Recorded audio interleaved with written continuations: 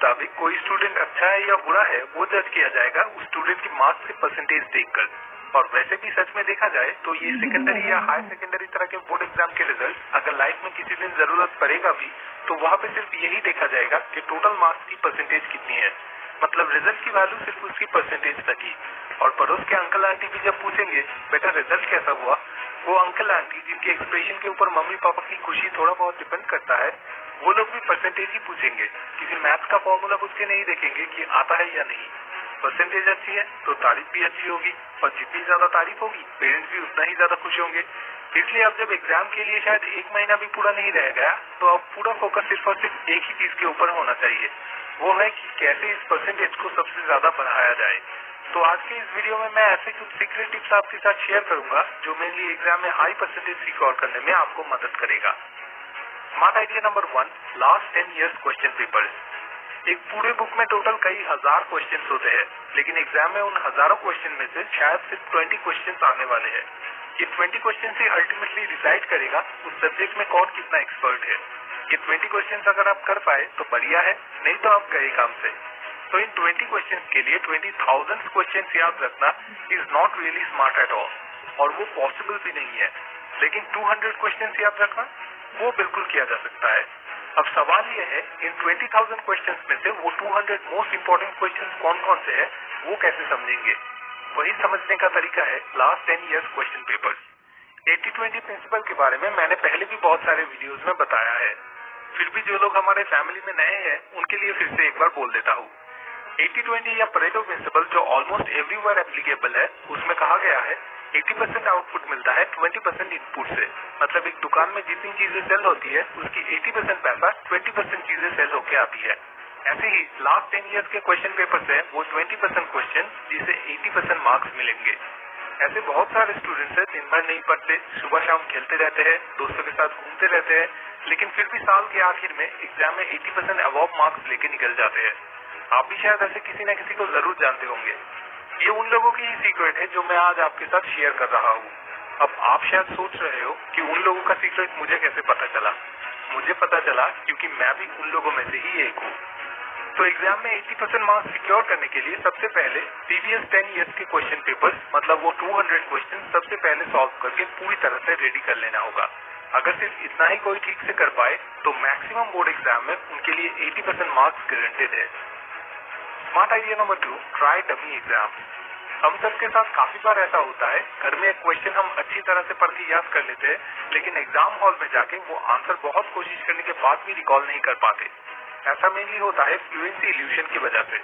एक क्वेश्चन का आंसर याद करने के बाद ही तुरंत हम उसे ना देख के बोलने की कोशिश करते हैं, और अगर ना देख के बोल लेते हैं तो मान लेते हैं कि वो आंसर अच्छे से याद हो गया है।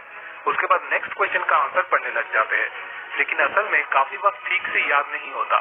ठीक से याद हुआ है या नहीं वो टेस्ट करने का सही तरीका है एक क्वेश्चन का आंसर याद करने के बाद और 1 या 2 क्वेश्चन के आंसर याद कर लेना, और फिर बैक करके आके वो पहले वाले क्वेश्चन का आंसर याद करने की कोशिश करना। और काफी सारे टॉपिक या एक चैप्टर पूरा खत्म हो जाने के बाद वहाँ से कुछ क्वेश्चन लॉटरी करके सिलेक्ट करके एक डमी एग्जाम देना।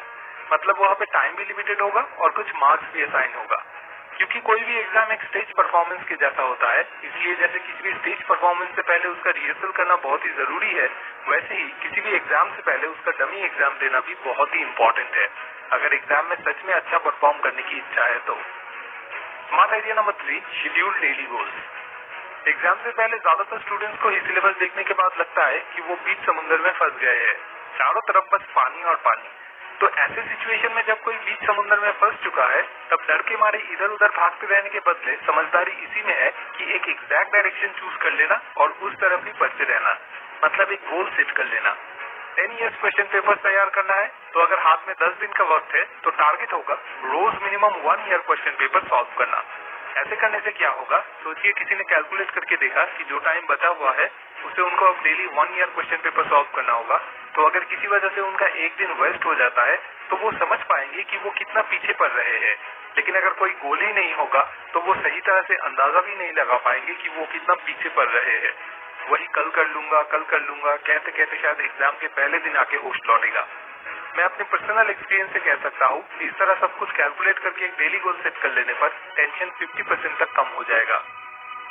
Smart idea number 4, stay healthy. वैसे ही हाथ में वक्त बिल्कुल कम है, ऊपर से तबीयत खराब होने की वजह से अगर 3-4 दिन और वेस्ट हो जाए तो फिर इससे बुरा और क्या हो सकता है। अब हेल्दी रहने के लिए क्या क्या करना चाहिए वो नॉलेज हम सबके पास है, सिर्फ हम अप्लाई नहीं करते। लेकिन कम से कम सिर्फ इस 1 महीने के लिए उस नॉलेज को थोड़ा तकलीफ लेकर ही सही, लेकिन अप्लाई करना होगा। अगर एक भी दिन वेस्ट करने की इच्छा ना हो तो सिंपल कुछ चीजें करना भी बहुत ही इजी है। ठीक है, मैं और भी इजी कर देता हूँ। First of all, daily 8000 steps. हाँ, मैं जानता हूँ आप सुबह उठ नहीं पाएंगे, आपके घर के आसपास कोई पार्क भी नहीं है और वॉकिंग के लिए एक्स्ट्रा टाइम भी आपके पास नहीं है। क्या हो अगर मैं आपसे कहूँ कि इनमें से किसी भी चीज का होना जरूरी नहीं है। जब आप पढ़ाई कर रहे हो तभी बीच बीच में जब एक ही तरह से बैठे रहने की वजह से बोर फील कर रहे हो, तब तकिए को गोद में लेकर लेट जाने के बदले में थोड़ा सा तकलीफ करके खड़े हो जाइए और घर के अंदर ही थोड़ा इधर उधर चलते चलते पढ़ लीजिए। इससे ही पूरे दिन में 8000 स्टेप्स हो जाएंगे। सेकंड है, रोज 3 लीटर पानी पीना। उसके लिए आपको और कुछ नहीं, सिर्फ एक 1 लीटर का वाटर बॉटल खरीदना होगा। हाँ, मुझे पता है, अरे यार अब कौन बॉटल खरीदने जाएगा, राइट? कोई जरूरत नहीं, आप इस वीडियो के डिस्क्रिप्शन में दिए हुए लिंक से जाके ऑनलाइन से ही खरीद सकते हो। अब उस बॉटल को आपको दिन में 3 बार भरना होगा और 3 बार खाली करना होगा। पानी फेंक के खाली नहीं, पानी पी के खाली करना होगा। दोपहर के 12 बजने से पहले पहली बार, शाम को 6 बजने से पहले दूसरी बार और रात को सोने जाने से पहले तीसरी बार। थर्ड है मेडिटेशन। ऐसे शक्ल मत बनाओ, वो बोरिंग वाला मेडिटेशन नहीं, म्यूजिक मेडिटेशन। हेडफोन लगा के आपको कोई भी अपना मनपसंद गाना प्ले करना है और फिर उस गाने की लिरिक्स नहीं, बल्कि उसके बदले में उस गाने में जो जो इंस्ट्रूमेंट बज रहे हैं उनमें से किसी भी एक इंस्ट्रूमेंट पे अपना फोकस पकड़ के रखना है। बस इस तरह से 2 गाने सुनना ही काफी है। एंड फोर्थ, KFC, डोमिनोज या वो रोड साइड पाव भाजी इस 1 महीने के लिए बंद रखना होगा।